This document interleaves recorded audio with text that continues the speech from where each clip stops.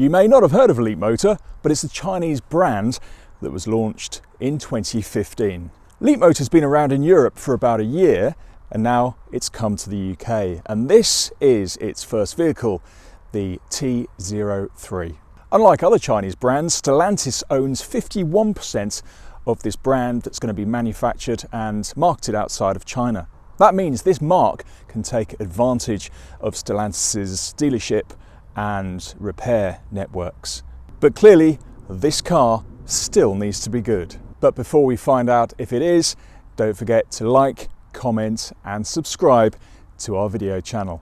So without being too much of an anorak, my first impression of this car, very much like the Fiat 500. It's the kind of car that would suit, for instance, my eldest daughter. She's 18, she's after her first car. It's cheap, it's good value, the range is quite good, but visually, I mean, it's very easy to access the charging port here. The lights look good and bright. The car itself, if you didn't know it was an EV, you soon will if you look here. It's got, unusually for a car of this size, 4 doors, and of course a 5th if you include the tailgate here. It's a good looking little car as well. Of course, beauty is in the eye of the beholder, but I think this will get lots of looks because, well, people don't know what Leapmotor's all about.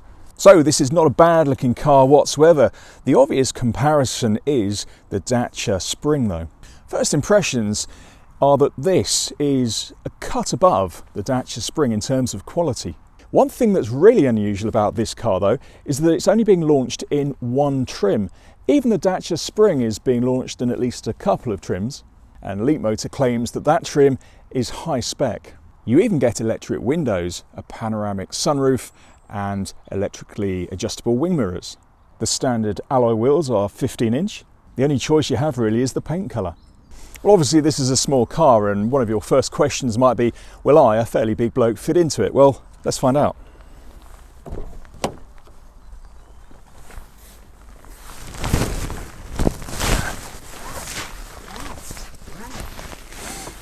Well, first impressions are yes, I do fit into it. I don't know about the guys behind us, but we can check that out later. The seats are a cloth kind of material and actually quite comfortable. The seats are only mechanically adjusted though. However, you can only adjust the steering wheel up and down, not in and out. So obviously being a small car, width isn't great, but there's still room for a little bit of a compartment here, big enough to keep the key fob in. And back here, a water bottle. And if you move over along here, there's another cup holder that fits a water bottle nicely, 2 USB slots, and room there for a mobile phone standing upright.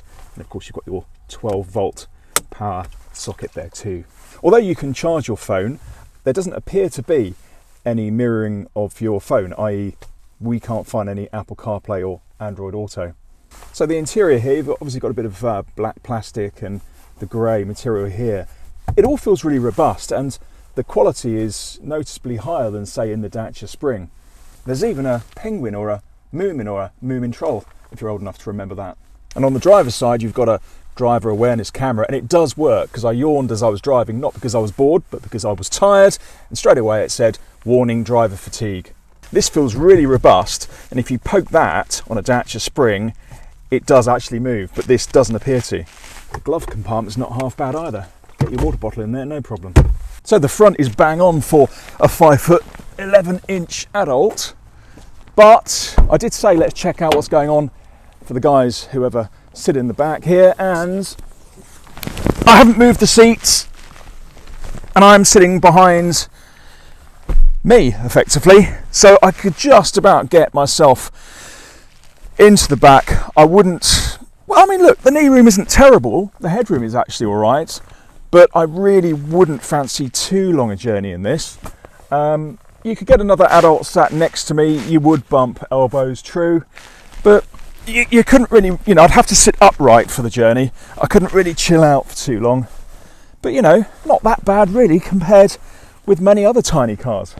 You could feel really claustrophobic in this car if it wasn't for the fact this panoramic sunroof lets the natural light in, and it just creates that sense of airiness, and psychologically you feel you're in a roomier car than you really are in.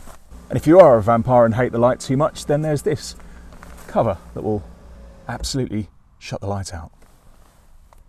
You've got these pretty cool integrated headrests here. The only thing about them, it does block your view if you're sitting in the back.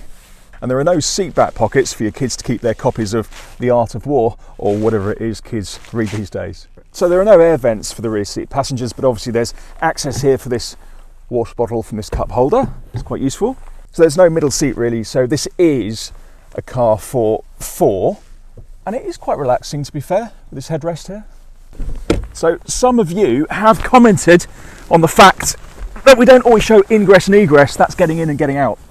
There we are, that's me getting out. A bit of a struggle, but hey, I did it. And of course, you might be thinking, has this got a large boot? No, of course it doesn't. It's a small car, but it's still good enough for two bags. You've got 210 litres here and 508 litres when you fold the rear bench. So with the seats down, the whole capacity is decent, but you don't quite get a flat floor, and you'll have to take our word for it, but under these bags there's no extra storage space either. And with the rear seats up, the total storage area just here isn't quite as large as that of the Dacia Springs. Another area that this car will beat the Dacia Spring is on range. The 37.3 kilowatt hour battery will give this car a range of 165 miles WLTP combined. This car's only got 6.6 AC kilowatt charging.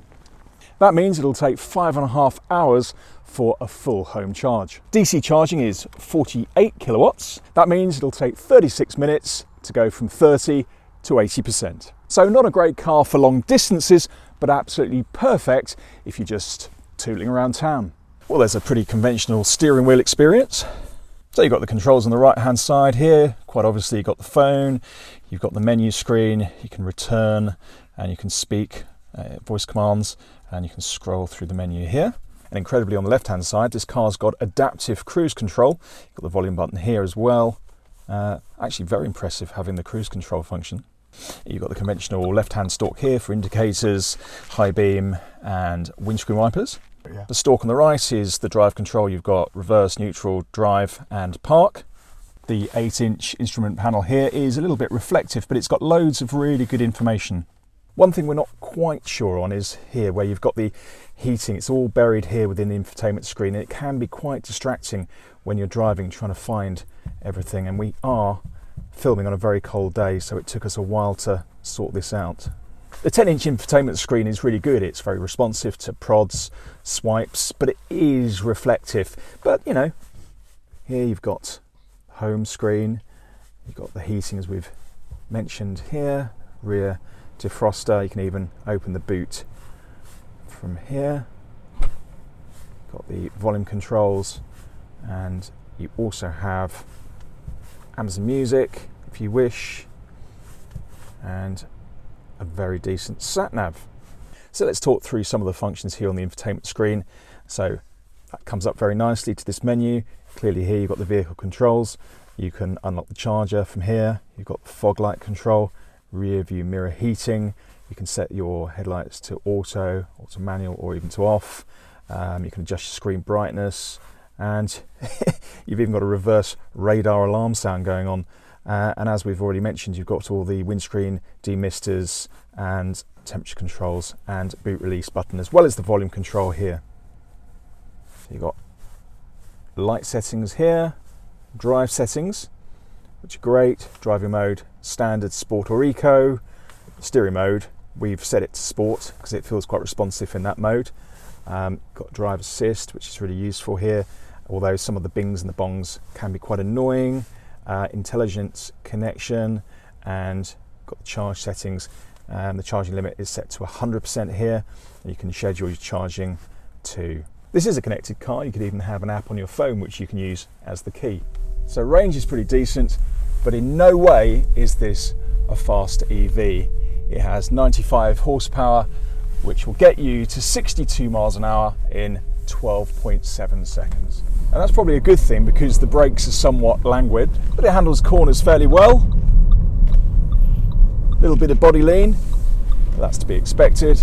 I feel like it's got a really good driving position and everything feels airy, lots of very good visibility. The steering wheel feels really good in the hand as well. There are quite a few potholes around this part of the UK, And while you can feel them in this car, I've driven worse. This Leapmotor does feel absolutely fine.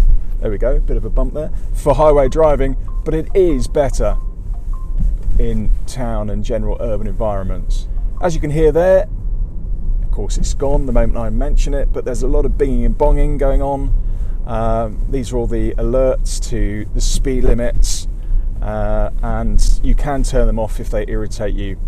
Can be quite handy, but overall a little bit irritating. Leapmotor's other launch car, the C10, has a top 5-star Euro NCAP rating. However, this one hasn't been tested yet, so at the time of filming we can't tell you what the safety score is. However, this car is loaded with driver aids such as lane keep assist, and it all makes you feel quite assured. As I've mentioned, it's got a driver cockpit warning system that'll tell you off things like yawning. So although this is a value car, it's not cutting corners by any means on safety. So how cheap is it? Well, as we've said, there's only one trim available, and that costs $15,995. And that makes this one of the cheapest EVs on the market. And considering the trim on this car, it's actually better value than the Dacia Spring. You get more range, more kit, and an overall better sense of quality with this car. We think the Leapmotor T03 has got an awful lot of potential. In fact, we think this car could be just a little bit of a game changer. And it's got a really decent reversing camera, really clear. While the Leapmotor T03 isn't perfect, we think it's incredible value and it'll shake up the EV market. Thanks for watching. Don't forget to like, comment and subscribe.